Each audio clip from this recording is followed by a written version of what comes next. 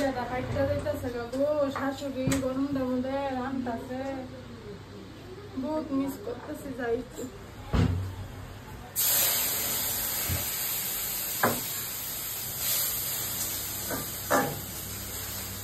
মা রান্তাছে গরমের মধ্যে, বহুত মনে করতেছে তোমার কথা।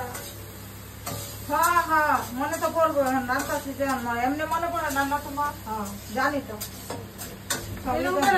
আমি খুব দূরের থেকে দেখতে খারাপ লাগতেছে, গরমটার মধ্যে রান্তাছে পনির বানাইতেছ। হ্যাঁ দিলা দিবা ভাজা পনির। হ্যাঁ এটাই তো তোমার আসল কথা। জানি না তোমার এই রঙ্গটা। খাও খাও, খাওয়ার লিগে তো বানাইছি না, আর একটা কিছু দেখার লিগে। হ্যালো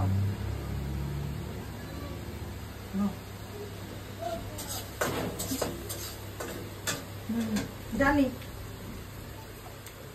ঠান্ডাটা হইলে রাখ দিও মা। হ্যাঁ তাড়াতাড়ি রাখবি।